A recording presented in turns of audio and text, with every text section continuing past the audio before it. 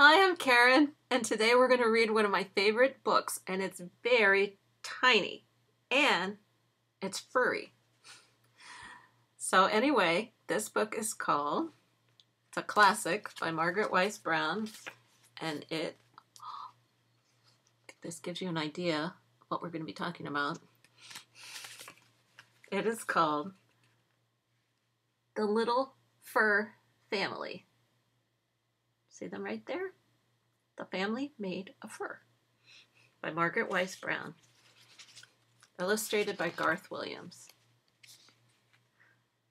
There was a little fur family, warm as toast, smaller than most, in little fur coats, and they lived in a warm wooden tree. Here's the fur. The little fur father said good morning one day, put on his coat, and went away out into his little fur world.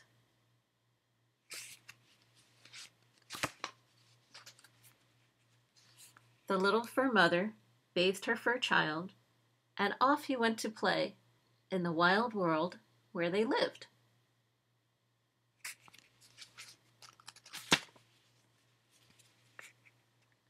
It was a wild, wild wood.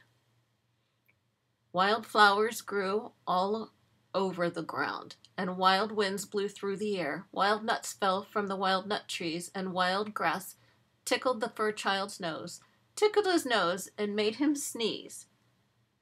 Kerchoo!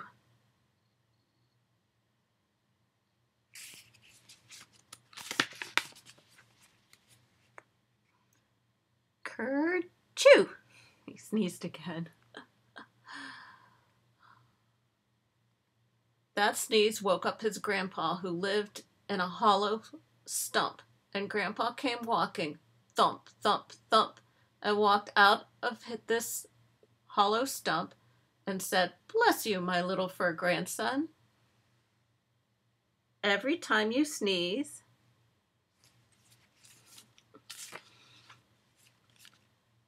bless you.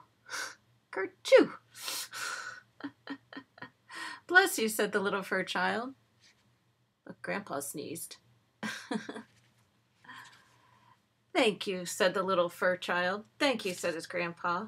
Then old Grandpa went thump, thump, thump, and walked back into his hollow stump, and the fur child went on through the dark and sunny woods till he came to a little river full of fish. Oops. Here he is, looking at the little river full of fish. The fish didn't have any fur, and they didn't have any feet, and they swam around under the river. The little fur child watched them for a long time. We can look at them for a long time.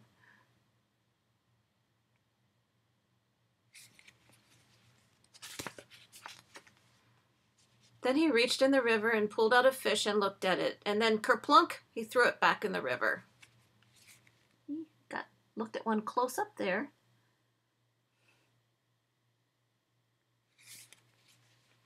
He reached into the air and he caught a flying bug, and he held it in his hand, and he looked at it. The bug didn't have any fur. It was shiny and had little wings. Then, zip, he threw it back in the water. There's the little bug that he found.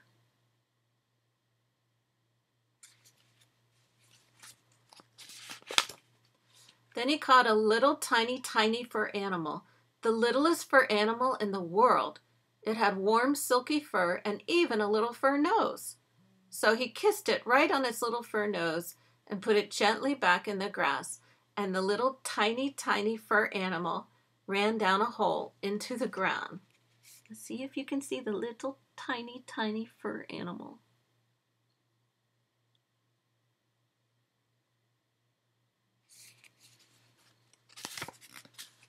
The sun went down beyond the river. The sky grew wild and red, and the little fur child turned around and ran for home. It's getting dark, so he has to go home. Do you see his tree where he lives?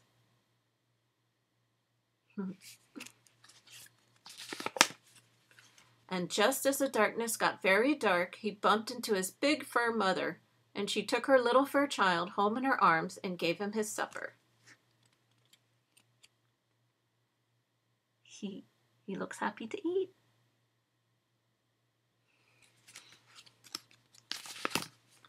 And then there was his father, who put him to bed, and they tucked him in bed all soft and warm. Isn't that nice? His dad is taking him up to bed.